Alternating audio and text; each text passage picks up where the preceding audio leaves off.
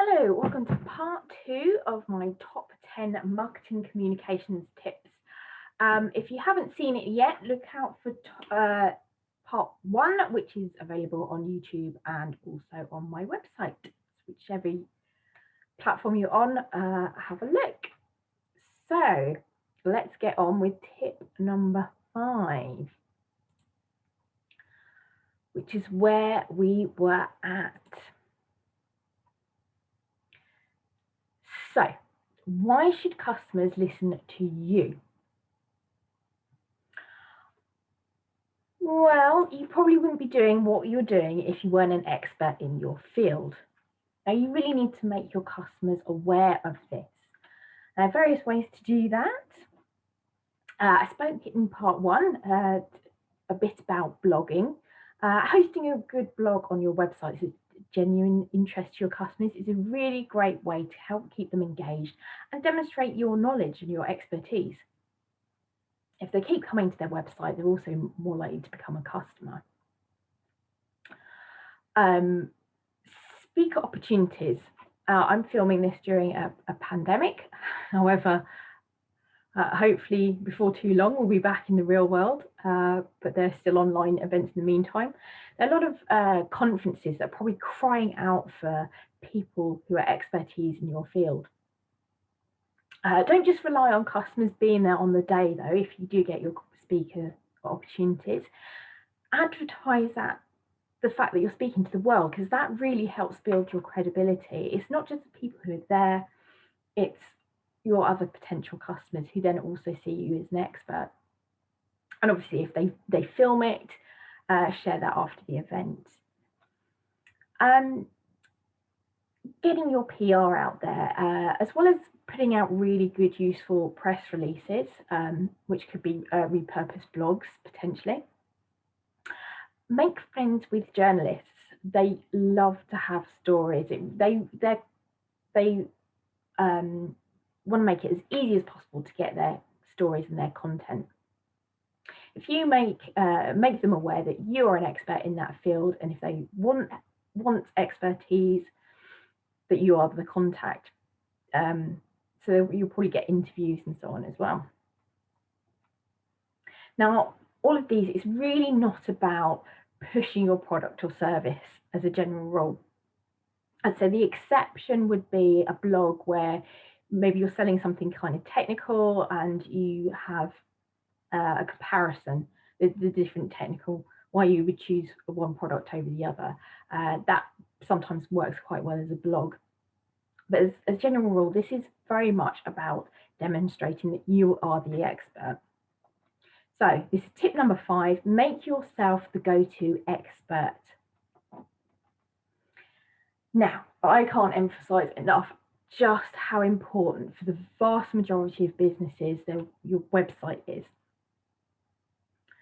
It is so valuable. It's the space that you own, is your branding entirely. It has the content that you want there. You don't have to abide by anyone else's rules, and it's not going to disappear. I mean, I'm sure we all remember MySpace. Once upon a time, it was all the rage. It's gone. That could happen if you're relying on other social media potentially at some point. So this is just so important. I would say when you first set up, you probably had to build it yourself or get a GoDaddy type website, but it will really pay dividends if you invest in a really good website, get it properly designed by a graphic designer, get it developed by a proper web developer, and make all the difference and really help with your conversions. So tip 6, remember your website is your most important digital asset, possibly even for vast majority of businesses, most important marketing communications asset these days. It is so important to have that website and have it looking really good and working really well. So you're out there now, you've got your marketing plan, you're doing various marketing communications activities. And what can you do to make sure that your customers see you? Now, it's important to remember that even your most ardent fan is not going to see every post, every blog, everything that you do. You are going to get bored of your message long before your customers start remembering it. So whatever it is you're doing, make sure that you're consistent in your messaging and you're getting out there again and again. If you're posting on social media, keep doing that on a regular basis. If you're doing your blogs, keep doing that. If you're sending out press releases, if you're advertising, whatever it is, keep doing that consistently and you will start to reap rewards. So tip 7, be consistent. And how do you make sure this really happens? We're all busy and it's hard for all of us to keep up with these things. Now, this is kind of specific one, but apparently it's something that a lot of businesses don't do, and it really is so helpful, is to have what we used to call back in the day an editorial calendar. These days in the digital world, showing my age here, it's a content calendar. It doesn't have to be complicated. It can literally just be a spreadsheet with the month and the subject area that you want to cover in your blogs, or the various subject areas you want to cover in your social media posts, whatever it is. But if it's written down, you're far more likely to do it, and you can reference it as well because you're likely to forget, and keep that up to date. So tip number 8, make sure that you have a content calendar. Now this one, I think it's probably the same for a lot of us. For example, if you're an accountant, you know you can do that job much better than your clients. You probably save them money because you know all of the rules. And you can do it an awful lot quicker so that your customers can get on with their job. Same with marketing communications. You will have a much more professional look, and you will make more profit, you will get more traction, and it will get done a lot quicker if you use marketing communication professionals. So for example, when you set up on your own, you may have had to get your logo done yourself, get it done through Fiverr or one of those types of online tools, but it's much better to get it done properly by a fully qualified graphic designer who knows and understands your brand. Same goes for your brochures. Make sure a copywriter has a proper look at it so it's spot on, etc., etc. So my tip number 9, use marketing communication specialists whenever you can. It really does make a difference. Now, again, as I'm filming this, we're in the middle of a pandemic, so more is online than ever. However, you do need to think about offline tactics. If people see things or hear messages in different formats, they're far more likely to remember and to respond. So here are a few offline tactics that can work. Telemarketing. Now, I'm not talking about cold calling here, unless that's what you do, in which case you're probably doing it already. I'm talking about warm calling, just picking up the phone to someone that you're already in contact with via social media or some other means, someone that you know you can help. You've done at the very least some research on them and what they do. But it really can make a difference. That can be the thing that makes a sale.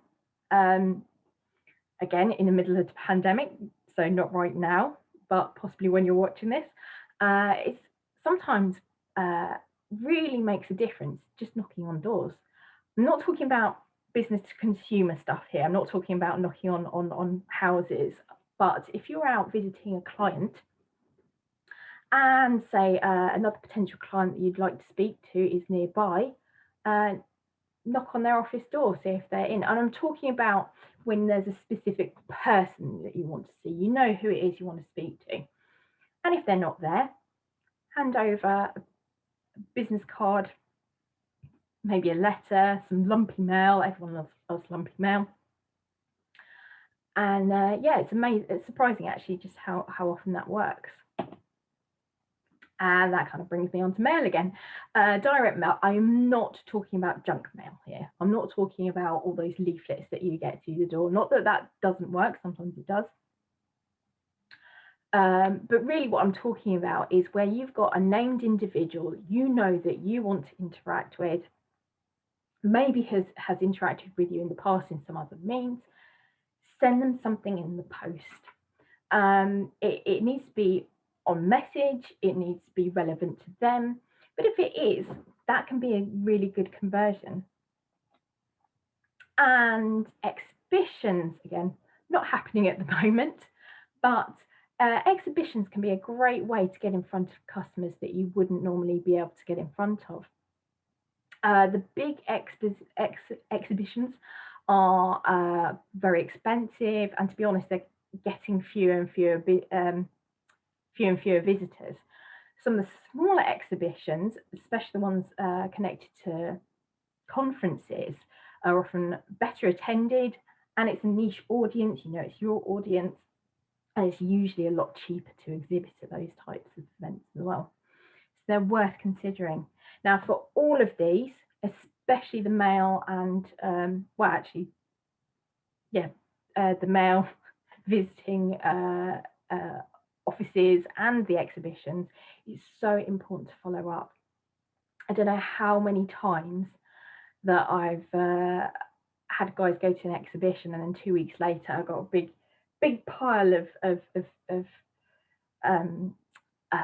sheets that I can't even read, don't know what it's about, and the customer's certainly forgotten what it was all about. It's really important to follow up, if not that day, the day after. Same with mail. If you sent mail, call them a week later, check that they've received it. Are they interested? If you weren't able to catch that person on the day visiting their office, give them a call. Did you get what I left behind, etc.? So my 10th and final tip, do not ignore offline marketing. And that's it. That's my top 10 tips. Thank you very much for listening.